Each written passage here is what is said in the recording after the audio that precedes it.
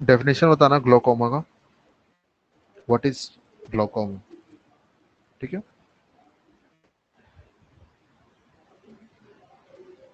It is a optic neuropathy, optic neuropathy caused due to increased ocular pressure, intraocular pressure, resulting in irreversible loss of resulting in irreversible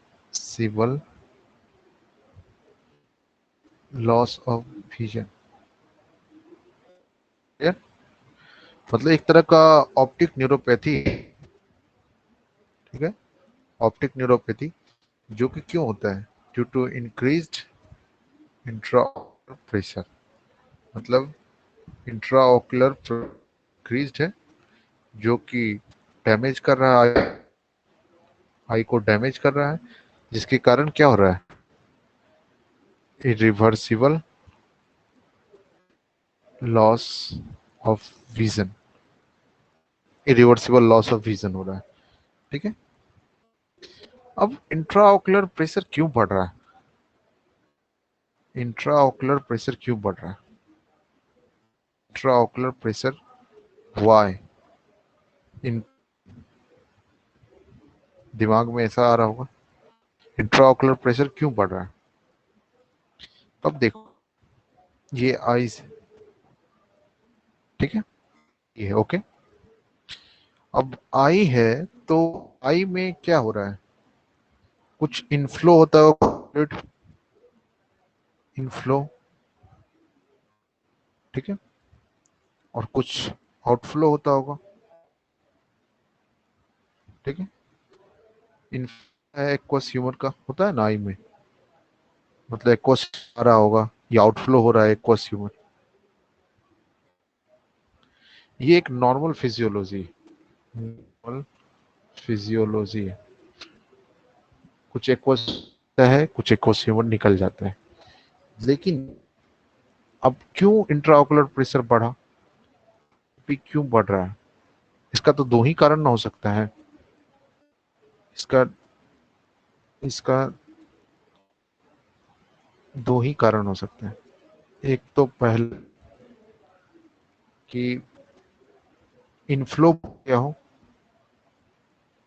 inflow बढ़ गया हो, या दूसरा outflow कम हो गया हो। यही हो सकता है, दो ही कारण हो सकता है कि इनफ्लो बढ़ गए आइज में, या आई है, ठीक है, या आउटफ्लो कम हो गया हो। ठीक है, क्लियर है, ये क्लियर है ना कि आखिर ऐसे क्यों हो रहा है, इंट्राओकुलर प्रेशर क्यों बढ़ रहा है। तो या इनफ्लो बढ़ गया होगा, आई में एक्वस ह्यूमर आ रहा होगा, या एक्वस ह्यूमर का प्रोडक्शन हो रहा होगा, या एक्वस ह्यूमर के आउटफ्लो में कोई ना कोई प्रॉब्लम आ रहा होगा। सिचुएशन हो सकता है, चाहे ये चाहे वो। तो अब देखते हैं पहले कि एक्वस ह्यूमर का फ्लो देखते हैं, एक्वस ह्यूमर का, aqueous humour dynamics, aqueous humour का डायनेमिक्स देख, एक्वस ह्यूमर का फ्लो क्या है। क्लियर, कितना तक रेडी हो, रेडी हो ना, यस या नो तो बताओ, क्लियर है ना। ओके, तो बेसिकली एक्वस ह्यूमर का डायनेमिक्स देखना बहुत जरूरी है। सबसे पहले, ओके, सबसे पहले क्या करेंगे कि ये लेंस है, स्ट्रक्चर क्लियर है, ये चैम्बर, ये क्या है, आइरिस, ठीक है, ये सिलियरी बॉडी जहां से एक्वस ह्यूमर का प्रोडक्शन होता है, सिलियरी बॉडी एक्वस ह्यूमर का प्रोडक्शन होता है। ठीक है, अब सिलियरी बॉडी से प्रोड्यूस हुआ एक्वस ह्यूमर, ये देखो, ठीक है, और ये जो है लेंस के इधर से आते आते और वो आइरिस से होते हुए चैम्बर में आते हुए, ठीक है, एंटीरियर चैम्बर में आया। एंटीरियर चैम्बर में जो है, इसको क्या कहते हैं, इस एंगल को क्या कहते हैं, पढ़ाया, इस एंगल को क्या कहते हैं, anterior chamber angle, angle of eye, करो, पढ़े थे हम लोग, ठीक है। इसको anterior angle of anterior chamber कहते हैं, एंगल ऑफ एंटीरियर चैम्बर, ठीक है। एंगल ऑफ इंटीरियर चेस्ट होते हुए ट्रेबुलर मेस से होते हुए ये चलता है कैनाल ऑफ एस्केलन, ठीक है। बेसिक से स्टार्ट होता है, इसका एक और फ्लो देखते हैं हम लोग, दिखते हैं। स्टार्ट होता है सिलियरी बॉडी से, सिलियरी बॉडी में फॉर्मेशन, वहां से ये कहाँ आता है, जो तुम्हारा सिलियरी बॉडी है उससे कहाँ आता है, तुम्हारा सिलियरी बॉडी से बेसिकली पोस्टेरियर चैम्बर में फॉर्मेशन, पोस्टेरियर चैम्बर में फॉर्मेशन हो रहा है एक्वस ह्यूमर का। फिर सिलियरी बॉडी से देखो कहाँ आता है, ठीक है। आइरिस एंड लेंस के बीच से, लेंस के बीच से के बिटवीन से पास होते हुए ये कहाँ पहुंच जाता है, ये पहुंच जाता है एंगल, एंटीरियर एंगल के कहाँ पहुंचता है, anterior chamber angle, chamber angle के थ्रू ट्रेबिकुलर मेस से होते हुए, ट्रेबिकुलर मेस से हुए ये कहाँ पहुंच जाता है, canal of scalene, canal of scalene, ठीक है, canal of scalene, spell scalene का सही कर लेना, ठीक है, SCHLEM,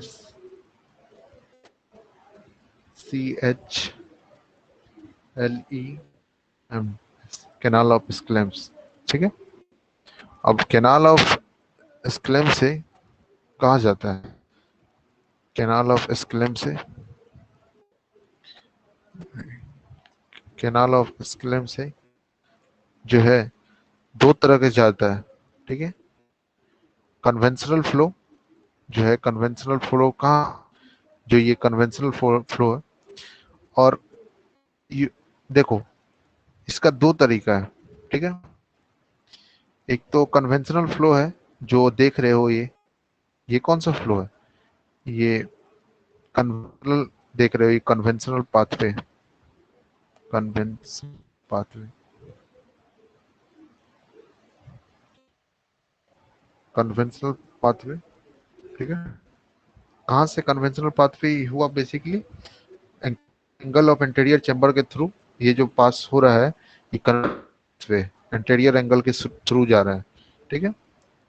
अब क्या है कि इसका दूसरा भी होता है, यूवियो स्केलर पाथवे, ठीक है, एक पाथवे भी होता है। देखो 99% जो है, 90% ऐसे ही पास होता है क्वेश्चन, कैसे बना सिलेरी में ऐसे ऐसे होते हुए ऐसे क्या, जो एक रूट देख रहे हो, ठीक है। 5 से 10% जो है, 5 से 10%, 5 से 10% कैसे पास होता है, यूवीओ स्केलर पाथवे से, यूवीओ पाथवे से, ठीक है, यूवीओ स्केलर पाथवे, ठीक है। जिसका मतलब यूवीओ स्केलर पाथवे मतलब क्या हो, यूविया के और पीछे से पास हो जाता है, मतलब जस्ट इधर से ही निकल जाता है ये, ठीक है।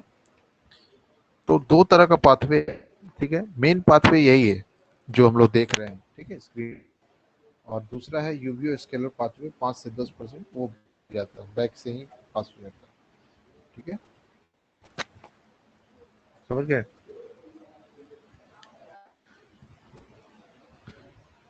फिर से देख लो इसका डर, अगर नहीं समझ में आ रहा है तो, ठीक है।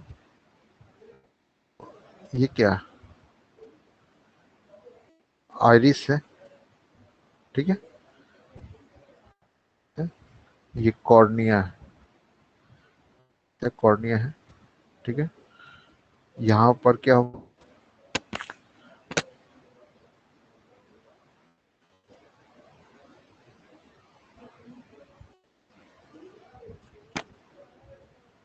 ये क्या है? ट्रेबेक्युलर मैस, ठीक है, ट्रेबेक्युलर मैस, ठीक है। फिर इससे कहा जाता है, इससे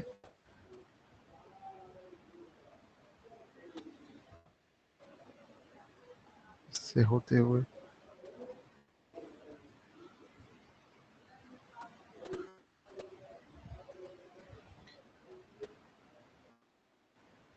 ट्रेबेक्युलर मेस से होते हुए, अपना डायग्राम बनाने दो भाई लोग, और बढ़ाना मत,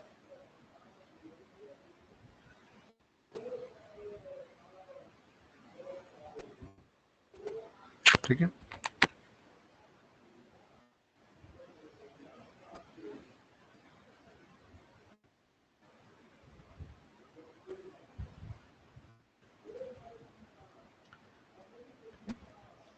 ये ट्रेबेक्युलर मेस हुआ, ये क्या हुआ? Canal of Schlemm, canal of, canal of Schlemm, ये क्या हुआ? ईपी वेंस, और ये कलेक्टर वेसल्स, कलेक्टर वेसल्स। देखो, इसको समझने के लिए मैं किया हूँ सिंपल सा काम, क्या किया हूँ यहाँ देखो, इसी डायग्राम को बनाया हूँ, ठीक है। ये वाला पोर्शन दिखा रहा हूँ, ये आइरिस वाला है, ये एंटीरियर चैंगल का, ये कॉर्निया है, ये कॉर्निया है, ये है। जैसे ट्रेबेकुलर में इसमें आया, ये कैनाल में आया, ठीक है। वही दिखा रहा हूँ, अब देखो उसको ऐसे बना के दिखा रहा हूँ, ठीक है। ये है, ये आइरिस है, ट्रेबेकुलर मेस से होते हुए कैनाल ऑफ स्केलन से पास होते हुए वेसल्स के थ्रू ये ईपी स्केलर वेन में, ये आउटफ्लो है बेसिकली, ये आउटफ्लो ऑफ एक्वस ह्यूमर, ठीक है। अभी क्या देख रहे थे? डायनेमिक्स देख रहे थे हम लोग, एक्वस फ्लो का डायनेमिक्स। कहाँ प्रोड्यूस होता है? सिलियरी बॉडी, पोस्टीरियर चैम्बर में प्रोडक्शन होता है, पोस्टीरियर चैम्बर से होते हुए वेज है तुम्हारा, कौन सा वेज है? लेंस और आइरिस का वेज से होते हुए, क्रॉस करते हुए एंटीरियर चैम्बर एंगल से होते हुए वो मेसवर्क में जाता है, ट्रेबिकुलर मेसवर्क से कैनाल ऑफ एस्केलेन से होते हुए ये जो है तुम्हारा कलेक्टर वेसल्स में जाता है, वहां से एपीस्केलर वेसल्स में जमा हो जाता है। ये क्लियर है? यस या नो? ये क्लियर है भाई लोग इतना? ये बताओ, इसमें अगर कुछ समझ में नहीं आया तो बताओ। पाथवे है बेसिकली। हाँ, ये बताओ समझ में आया या नहीं आया? आ गया? बेसिकली एक्वा का पाथवे है, सिलियरी बॉडी में प्रोड्यूस किया, मतलब यहाँ प्रोड्यूस हुआ, यहाँ से ऐसे ऐसे होते हुए, ऐसे हुए ट्रेबिकुलर में से कैनाल ऑफ स्केलेन से आउटफ्लो हो गया। 95% इसी पाथवे से होता है, 1990 कुछ परसेंट जो पीछे है uveoscleral pathway, okay, uveoscleral pathway, समझे? ये 5 से 10% यूवियो स्केलर पाथवे, ठीक है। लेकिन तुम्हारे पास पेशेंट आएगा, तुम कैसे चेक करोगे? How how will you check that the patient need, how will you check that how will you that IOP is increased? कैसे पता चलोगे कि इंट्राऑकुलर प्रेशर बढ़ा हुआ है? ठीक है, ठीक है। से क्या करोगे?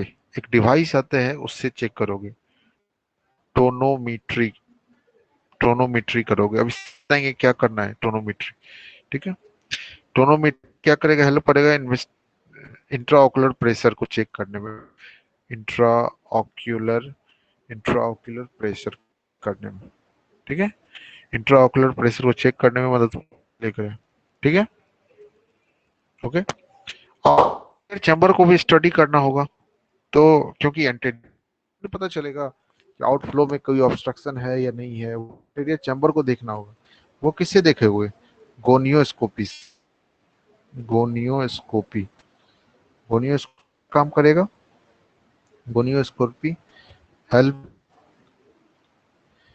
इवेल्युएशन ऑफ एंटीरियर चैम्बर, ठीक है। एंटीरियर चैम्बर इवेल्युएशन में हेल्प करेगा। क्लियर है गोनियो, ठीक है।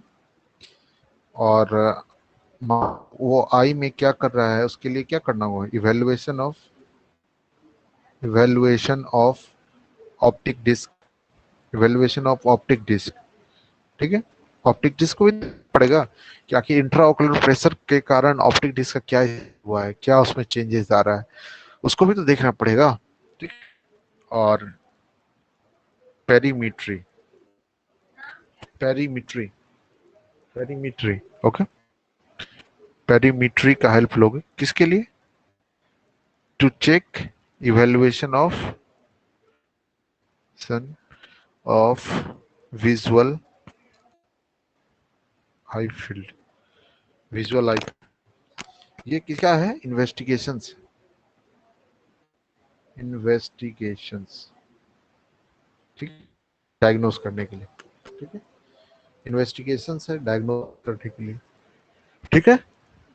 अभी देखते हैं कि सबको एक एक करके सब देखेंगे, ठीक है। पहले क्या देखेंगे हम लोग, टोनोमीट्री देखेंगे।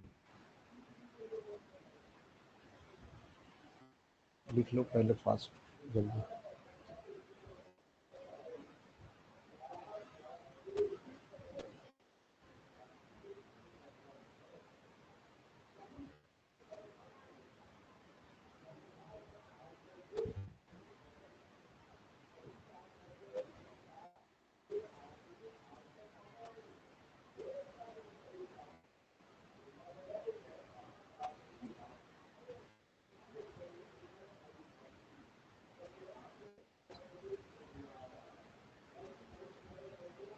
क्लियर है, आगे बढ़ूं, आगे बढ़ूं भाई लोग, ओके। समझ में आ रहा है ना, अगर नहीं समझ में आएगा तो बता देना, ठीक है। अब चलो आगे चलते हैं, इसमें इसमें चलेंगे टोनोमीट्री। सबसे पहला क्या था, टोनोमीट्री, हम लोग का था टोनोमीट्री। टोनोमीट्री का हेल्प क्या करे थे, इंट्राओकुलर प्रेशर के देखने के लिए, ठीक। अच्छा, नॉर्मल आई का प्रेशर कितना होता है पहले ये बता दो, normal I pressure it is around 10 to 20 mm of Hg, ठीक है। और डायूरेनल वेरिएशन कितना हो सकता है, तो दिन रात में डायूरेनल वेरिएशन कितना हो सकता है, लगभग 5 mm ऑफ Hg के आसपास, ये लाजमी है, चेंज हो सकता है, ठीक है, डायूरेनल जो है वेरिएशन, ठीक है। टोनोमेट्री का यूज क्यों होता है, tonometry, tonometry tree for evaluation of intraocular pressure, intraocular pressure, ठीक है। और तरह तरह का जो इसके लिए टोनोमीट्री के लिए डिवाइस, दैट इज टोनोमीटर, टोनोमीटर्स, ठीक है। हम लोग के पास बहुत सारा है, जैसे सबसे पहले जो है Goldmann applanation, gold applanation, Goldmann applanation, applanation, sorry,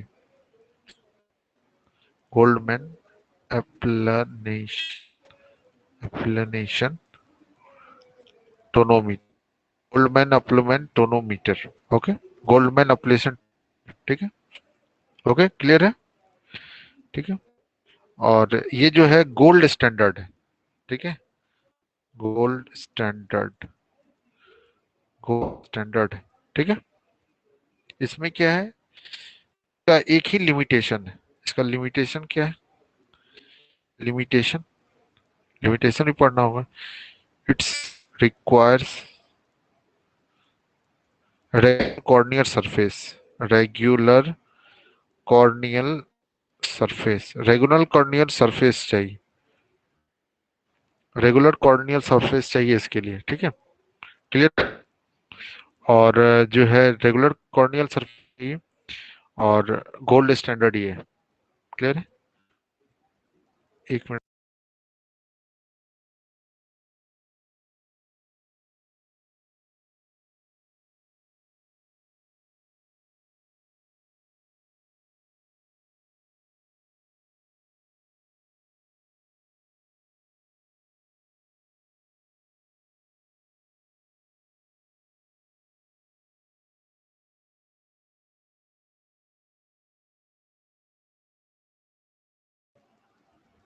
clear है? Goldmann applanation tonometer. ठीक है, गोल्डमैन एप्लेशन टोनोमीटर लिमिटेशन क्या है? It requires regular corneal surface, मतलब सरफेस रेगुलर होना चाहिए। इसका मतलब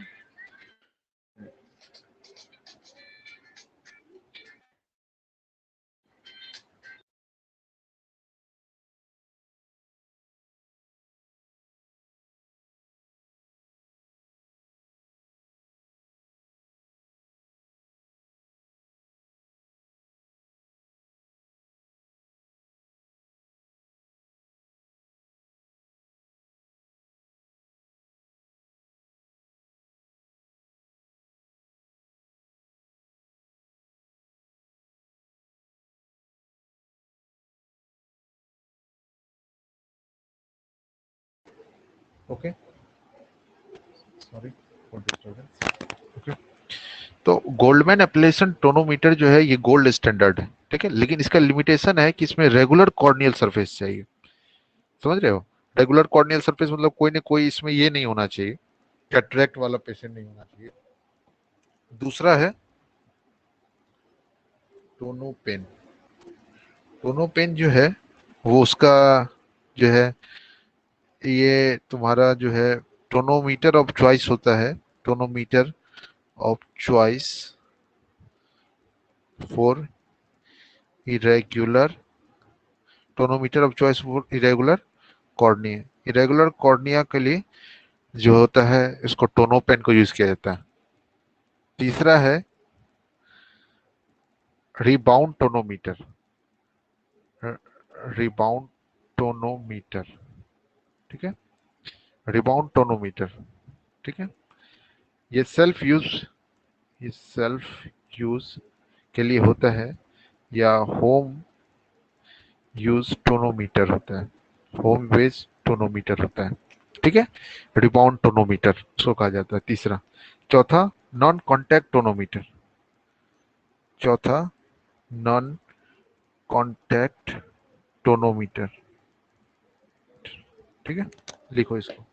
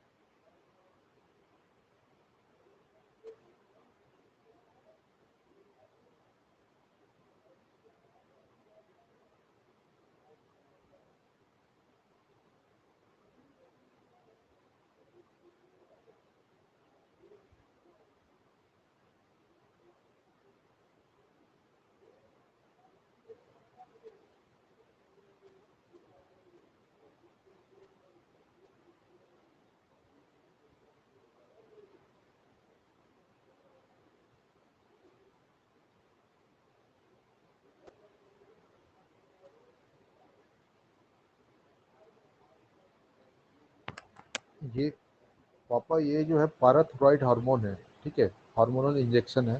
बेसिकली ये ऑस्टियोपोरोसिस में दिया जाता है, जो महीने जो फीमेल्स में मेनोपॉज हो जाता है 45 टू 55 के एज में। ठीक है, उसमें पैराथायरॉइड का स्टिमुलेट करने के लिए ऐसा दिया जाता है। ठीक है, तो बेसिकली इसको प्रिस्क्राइब कर सकते हैं। हालांकि इस कंपनी का 5,000 का आ रहा है, लेकिन इसका सस्ता भी आता है, ऐसा नहीं है। बहुत सारा कंपनी सस्ता भी आता है, ऐसा कोई ये इशू नहीं है। Okay, sorry sorry guys.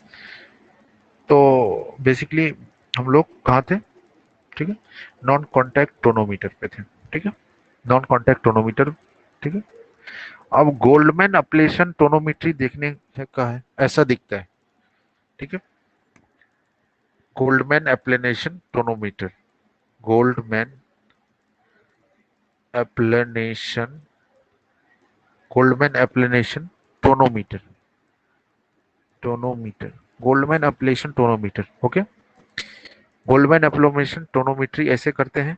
ठीक है, और जो है बेसिकली ये किसके लिए, इंट्राओकुलर प्रेशर को चेक करने के लिए, आईओपी को चेक करने के लिए। ठीक है, ये ऐसा होता है, देख लो इसको।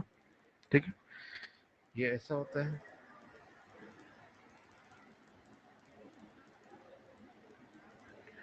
ये कॉन्टैक्ट प्रोब है, ये बाइप्रिज्म होता है, ये देख रहे हो ना, ये डेट इज बाइप्रिज्म होता है, that is called contact probe. ठीक है, कॉन्टैक्ट प्रोब कहलाता है। ठीक है, ये बाइप्रिज्म है, क्लियर, बाइप्रिज्म है। और ये क्या है, ये ये फोर्स नॉब, ये डायल है। ठीक है, जिससे कम ज्यादा करते हैं। ठीक है, ये अटैच टू स्लिट लैंप से अटैच होता है। स्लिट लैंप तो पता दिए ना, स्लिट लैंप भाई, इन्वेस्टिगेशन में। ठीक है, बेसिकली ये होता है, क्लियर। और कभी कभी इसमें डाइस का भी यूज करते हैं हम लोग।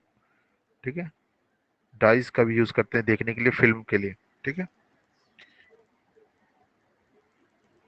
पहला डाई है cobalt blue, cobalt blue filter लगा देते हैं फॉर स्लिट लैंप, ताकि ब्लू कलर का दिखने लगे। ठीक है, दूसरा फ्लोरोसेंस डाई, फ्लोरोसेंस डाई। ठीक है,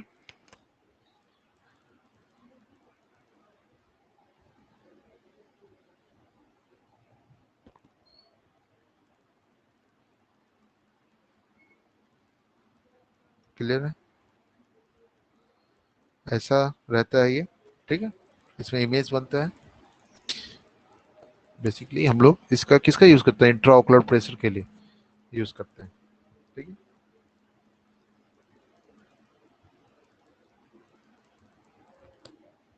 तो टोनोमीटर ही हो गया। ठीक है,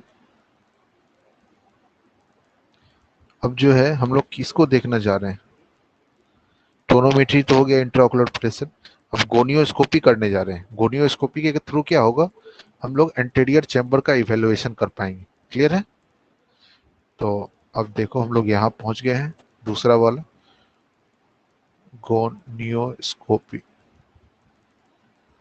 ठीक है, हेल्प अस टू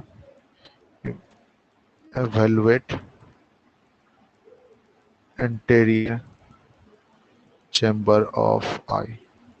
ठीक है, ध्यान रखना, anterior chamber posterior chamber anterior segment का ही पार्ट है, उसमें कंफ्यूज मत होना भाई लोग कभी भी।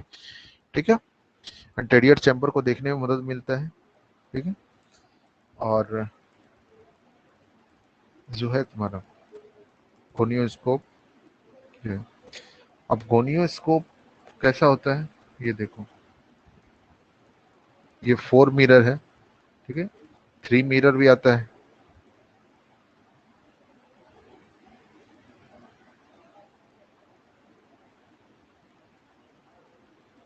3 मिरर भी आता है।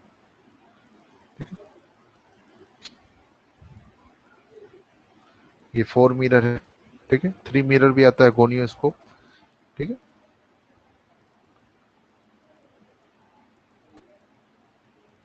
समझ गए।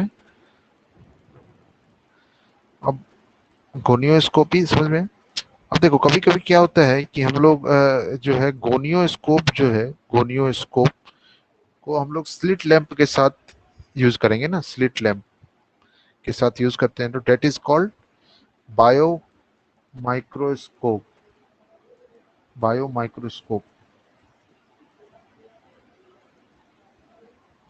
ठीक है, बेसिकली ये इसका हेल्प करता है एंगल देखने में। अभी देखेंगे एंगल क्या होता है।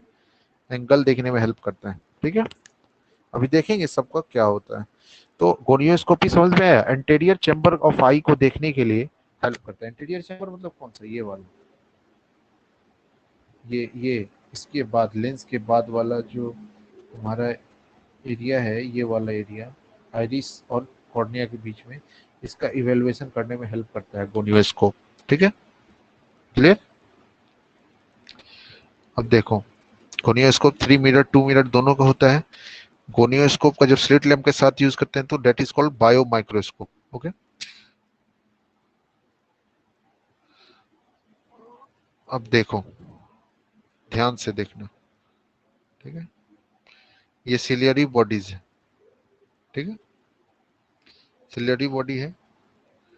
ये टीएम, टीएम मतलब ट्रेबेकुलर मेश ऑफ वेस्प, ट्रेबेक्युलर मेश वर्क। ठीक है,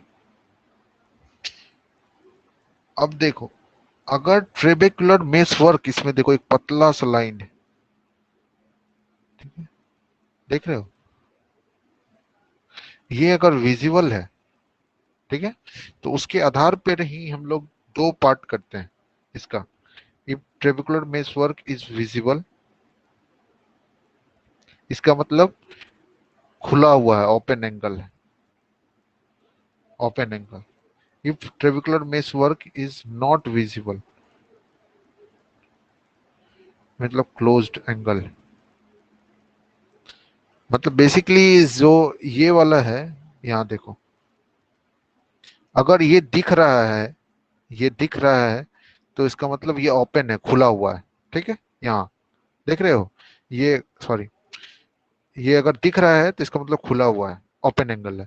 अगर ये नहीं दिख रहा है ट्रेबेकुलर मेश वर्क, तो इसका मतलब है कि ये क्लोज्ड एंगल है। इसका मतलब है कि एक्वस ह्यूमर का फ्लो नहीं हो रहा है। क्लियर, इतना तो समझ में आया भाई। तो उसके आधार पर ही हम लोग क्लोज्ड एंगल ओपन एंगल देखते हैं। ट्रेबेकुलर मेश वर्क दिखाई दे रहा है तो ठीक है, फिर से देखो इसमें। ठीक है, फिर से देखो इसको, ट्रेबेकुलर मेश वर्क, पतला सा लाइन अगर दिख रहा है तुमको, तो जो ये स्फेरिकल लेंस है, समझ में आया। ये देखो सिलियरी बॉडी, यहाँ पर ध्यान से देखना होगा, ऐसे नहीं होगा। ठीक है, क्लियर। ये गोनियोस्कोपी का फोटो है, गोनियोस्कोपी। अगर ट्रेबेकुलर मेश वर्क दिख रहा है तो इसका मतलब ओपन एंगल है।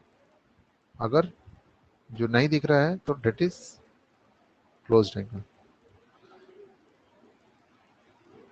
अब देखो, इसमें टोनोमेट्री हो गया, गोनियोस्कोपी हो गया। ठीक है, इवेल्युएशन ऑफ ऑप्टिक डिस्क, ये ये मैं पीडीएफ भेज दूंगा। ठीक है, evaluation of optic disc, optic disc का इवेल्युएशन करना है। ठीक है, ऑप्टिक ऑप्टिक डिस्क इवेल्युएशन। ठीक है, ऑप्टिक डिस्क इवेल्युएशन मतलब कहीं इनलार्जमेंट ऑफ ऑप्टिक कब तो नहीं हो गया है वो देखना है। इनलार्जमेंट ऑफ ऑप्टिक कप, अभी देखेंगे सब। ठीक है, इसके कारण अगर कप का साइज बढ़ गया तो डेट विल बी क्या, increase in cup disc ratio, cup disc ratio. मतलब अगर सिंपल सा बात है, कप अपॉन डिस्क, अगर कप का साइज बढ़ेगा तो ये रेशियो भी बढ़ेगा। ठीक है, वही चेक करना है। ठीक है, कहीं थिनिंग ऑफ रेटिनल रिम तो नहीं हो रहा है, thinning of retinal rim, neuro retinal rim, neuro retinal rim, कहीं जो रेटिनल न्यूरो रेटिनल रिम है वो पतला तो नहीं हो रहा है। ठीक है, और कहीं नेजल शिफ्टिंग ऑफ वेसल्स तो नहीं हो रहा है। नेजल शिफ्टिंग ऑफ वेसल्स अभी देखेंगे सब ऑप्टिक इवेल्युएशन में। ऑप्टिक डिस्क इवेल्युएशन में देखेंगे हम लोग। ठीक है? एक बात बताना, सिंपल सी बात है, ये जो सर्कल देख रहे हो, ठीक है, डेट इज रिम, ठीक है, sorry cup, it is cup, और इसके अराउंड जो है ये हो गया डिस्क।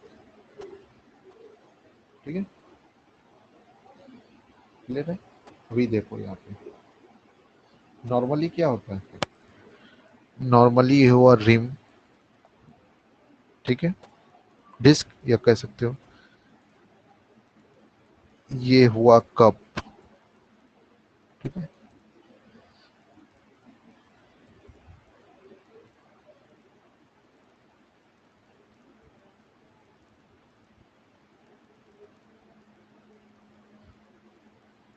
ये नॉर्मल होता है। ठीक है,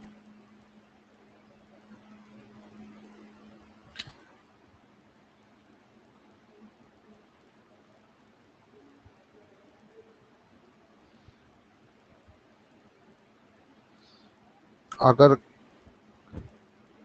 कप का साइज,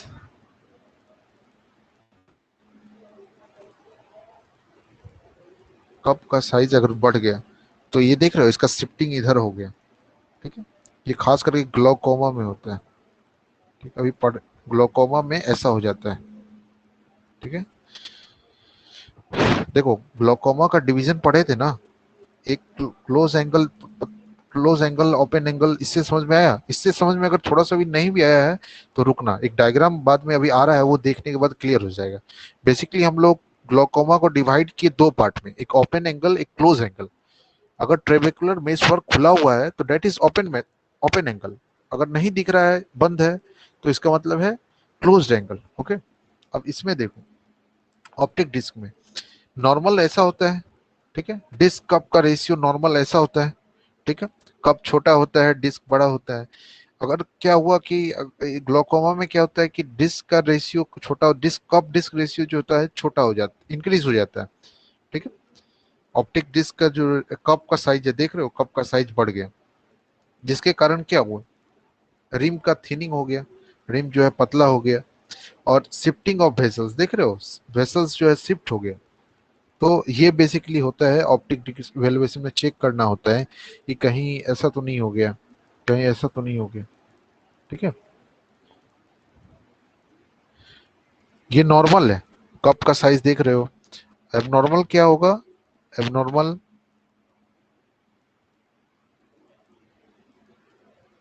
ये पूरा डिस्क हो जाएगा, कप हो जाएगा, और डिस्क छोटा हो जाएगा। ठीक है, ये किसमें होगा, ग्लोकोमा में। ये देखो नॉर्मल ये है, ये नॉर्मल है। ठीक है, और इसमें ऐसा हो जाएगा। क्लियर हुआ ऑप्टिक डिस्क इवेल्युएशन। बेसिकली हम लोग क्या कर रहे हैं, ग्लोकोमा को पकड़ने की कोशिश कर रहे हैं। सबसे पहले क्या किया हम लोग, सबसे पहले हम लोग जो है टोनोमेट्री किए, टोनोमेट्री करके इंट्राओकुलर प्रेशर का स्थिति चेक की कि इंट्राओकुलर प्रेशर कितना है, कम है या बढ़ा हुआ है। ठीक है, इंट्राओकुलर प्रेशर से फिर हम लोग आए गोनियोस्कोपी के थ्रू। क्यों आए गोनियोस्कोपी पे, क्योंकि हम लोग को एंटीरियर चैम्बर इवेलुएट करना था। एंटीरियर चैम्बर को इवेलुएट किए हम लोग, अगर देखें कि ट्रेविकुलर में इस वक्त खुला हुआ है या नहीं है, क्या प्रॉब्लम आ रहा है। अगर दिख रहा है तो इसका मतलब ओपन एंगल है, अगर नहीं दिख रहा है तो डेट इज क्लोज एंगल। ठीक है, ट्रेविकुलर में इस वक्त क्लियर हुआ। उसके बाद अब जो है क्या किए, उसके आगे क्या करना है, उसके आगे यही करना है कि हम लोग फिर जो है ऑप्टिक डिस्क का इवेलुएशन कर रहे हैं कि ऑप्टिक डिस्क में कोई गड़बड़ी तो नहीं है, कोई ये नहीं। तुम लोगों के लिए क्वेश्चन है। ठीक है, एक बात बताना कि हम लोग ऑप्टिक डिस्क का इवेल्युएशन कैसे करते हैं, पढ़ चुके हो रेटिना का इवेल्युएशन कैसे करते हैं, बताओ कैसे करते हैं, कौन सा डिवाइस से करते हैं ये बताओ। ऑप्थेल्मोलॉजी तो रिवीजन कर रहे होगे ना, बताओ कैसे करते हैं। ऑप्टिक डिस्क का इवेल्युएशन कैसे करते हैं भाई। मुझे रेटिना देखना है, इसका पोस्टीरियर चैम्बर देखना है, कैसे देखेंगे बताओ।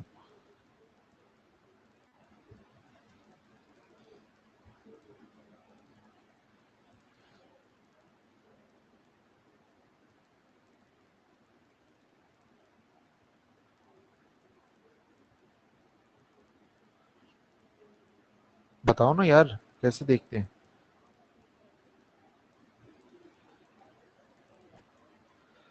कैसे देखेंगे, फास्ट बताओ। मुझे पोस्टीरियर चैम्बर देखना है, कैसे देखेंगे। ऑप्थेल्मोस्कोप से, रेटिनोस्कोप से। नाम में रेटिनोस्कोप था, लेकिन रेटिनोस्कोप उस चीज के लिए यूज नहीं होता था भाई। सपना, रेटिनोस्कोप क्या यार, देखो कैसे बताएं। ऑप्थेल्मोस्कोप से यूज करते थे, या दूसरा ऑप्शन हम लोग के पास क्या था। दूसरा ऑप्शन, अगर ऑप्थेल्मोस्कोप नहीं है तो दूसरा ऑप्शन क्या था। स्लिट लैंप में जो है एक लेंस लगाते थे, और कौन सा कितना डी का लगाते थे लेंस।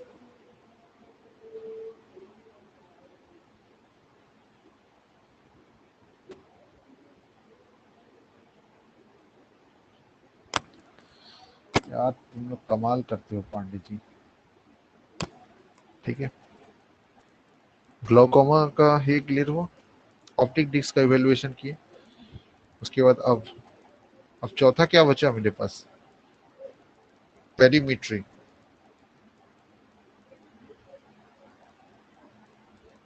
किस चीज के लिए, to evaluate visual field.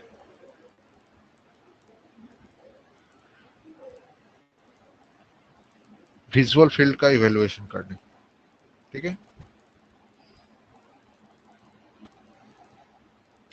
Maximum visual field कहाँ है, maximum visual field, maximum visual field कहाँ है, टेम्पोरल। अभी समझ में नहीं आएगा, मैं बताऊंगा अभी, ठीक है।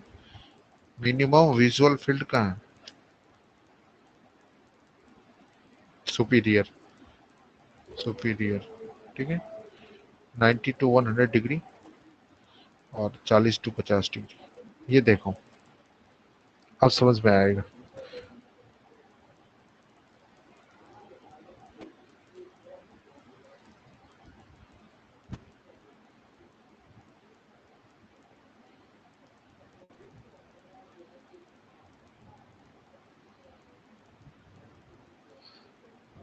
तुम एक बात बताओ कि तुम मैक्सिमम कहाँ तक देख सकते हो।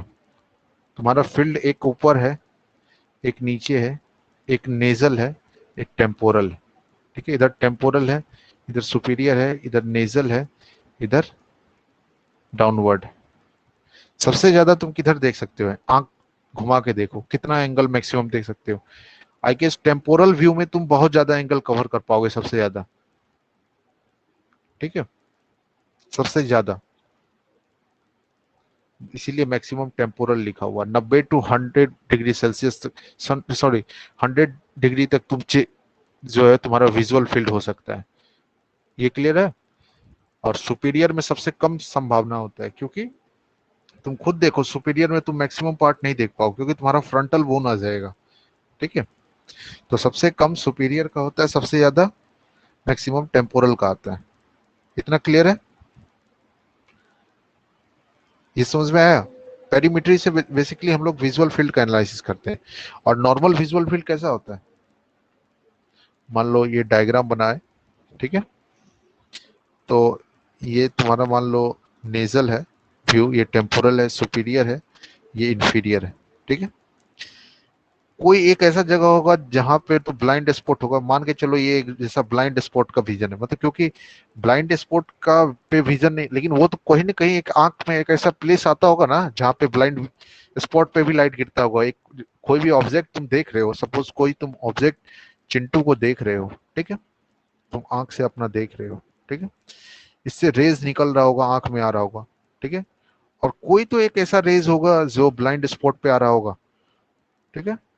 वो कहाँ होता है वो बेसिकली, हालांकि तुमको अभी दिखेगा नहीं क्योंकि तुम दूसरा आंख का भी हेल्प ले रहे हो, और जो है तीसरा आंख का भी हेल्प ले रहे हो, तो बेसिकली इसलिए ब्लाइंड स्पॉट यहाँ होगा, टेम्पोरल के साइड में आएगा, और 10 to 20 डिग्री के आसपास, ठीक है। अच्छा, एक क्वेश्चन मैं पूछना चाहता हूँ, बहुत ही शानदार क्वेश्चन है, अगर बता दिए तो मान लिया जाएगा कि अच्छा से 12th में फिजिक्स पढ़े थे, ठीक है। एक आंख से सब कुछ दिखता है ना, कोई ऐसा चीज है एक आंख बंद करो तुम लगभग सब कुछ को देख लोगे, ठीक है, लेकिन दो आंख का क्या यूज है? दो आंख के कारण कुछ एक ऐसा चीज हम लोग को मिलता है जो कि यूनिक है, वो बता सकते हो क्या ऐसा है दो आंख का? दो आंख के कारण कुछ एक ऐसा चीज मिला है हम लोगों को जो कि यूनिक है, बता सकते हो? सोचो, एक आंख से भी तो सब कुछ दिखता है, लेकिन दो आंख क्यों दिया गया है?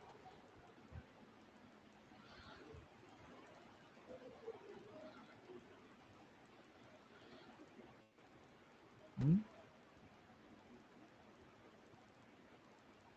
बताओ, क्या लगता है क्या यूज होगा दो आंख का?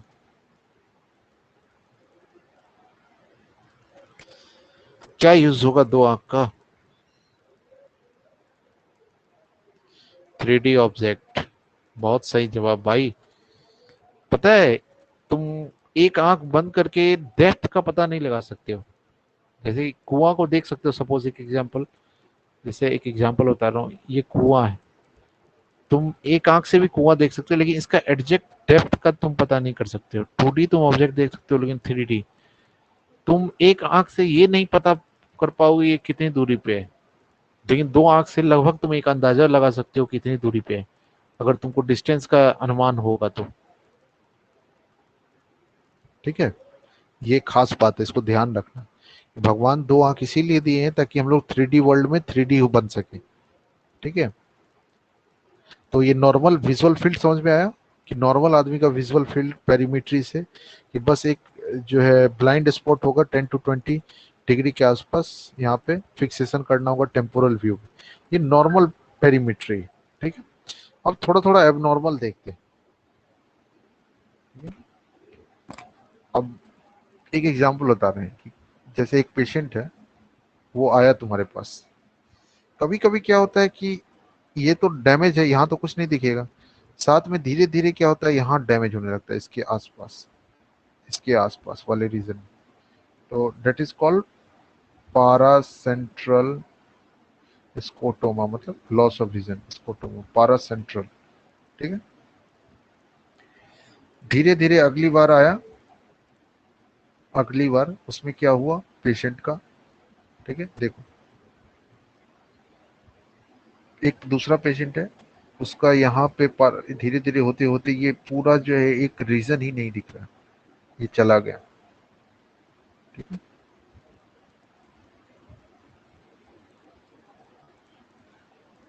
ठीक है। बेसिकली ये इससे ज्वाइन हो गया, मतलब पारा central scotoma joins with blind spot, blind spot से ज्वाइंट हो गया, क्या कहलाया ये? सिडेल स्कोटोमा, SEIDEL, सिडेल स्कोटोमा,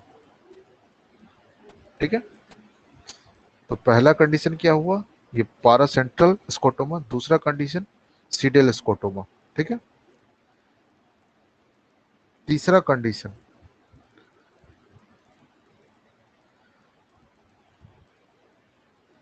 तीसरा कंडीशन, सॉरी,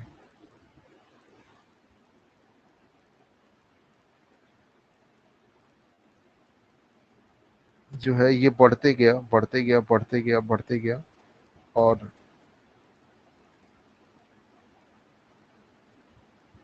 ये पूरा एरिया ही ये हो गया।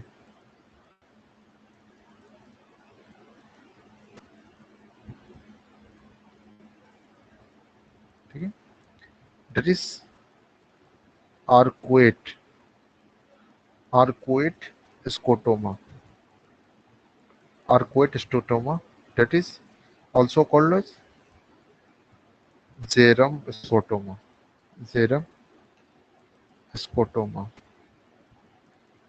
ठीक है, क्लियर हुआ, Xerum scotoma। ठीक है, उसके बाद सडन ये चलते चलते क्या हुआ, ये पूरा फील्ड ही जो है एक तुम्हारा पैच टाइप का बन गया,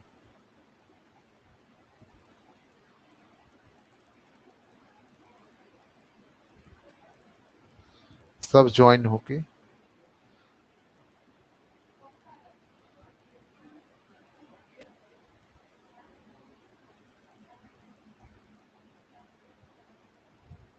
ठीक है, दैट इज, अब क्या होगा पेशेंट में, टनल विजन होगा, टनल विजन। ठीक है, डबल आर्कुएट स्कोटोमा, ये क्या हुआ,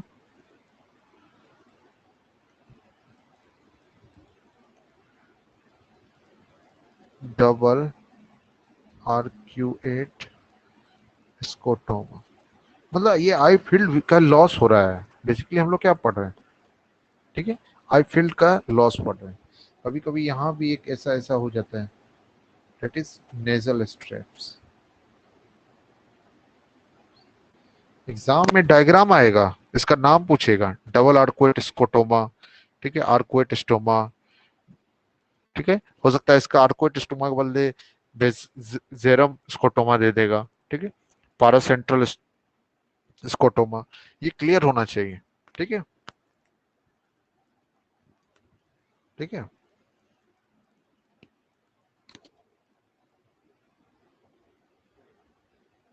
बेसिकली हो क्या रहा है।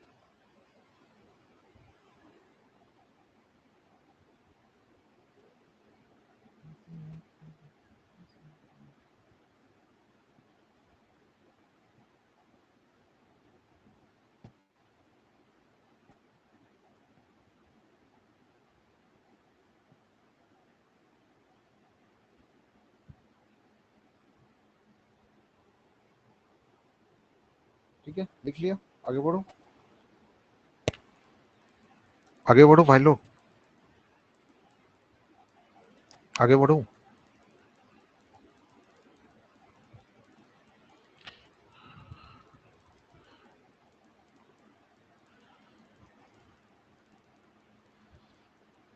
आगे बढ़ो ना,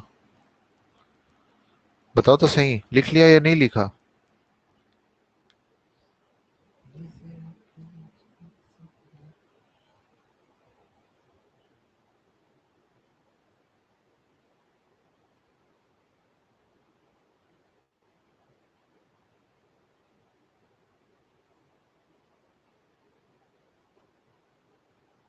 आगे बढ़ो या नहीं बढ़ो।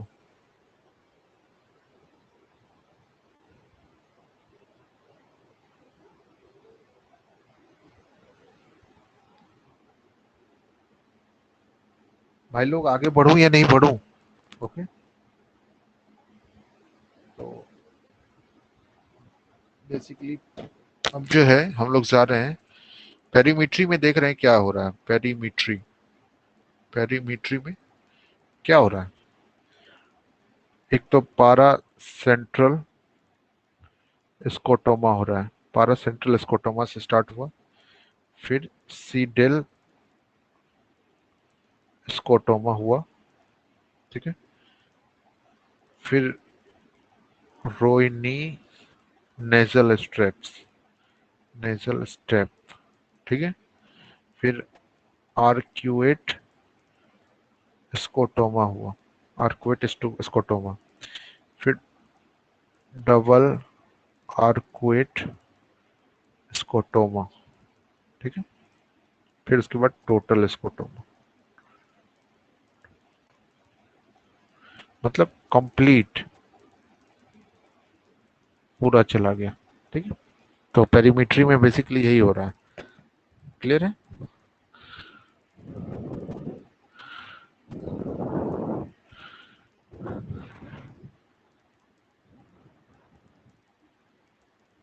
ये बताना ये कौन सा स्कोटोमा है, ये देखना, ये कौन सा स्कोटोमा है। ये आर्कुएट स्कोटोमा है। इसी तरह पेरीमेट्री दिखाई देता है, पेरीमेट्री, ठीक है। ये आर्कुएट स्कोटोमा हुआ, समझ रहे हो? क्लियर रखना, ठीक है। तो अब क्या पढ़ रहे हैं? अब हम लोग जल्दी लिखो फाइनल।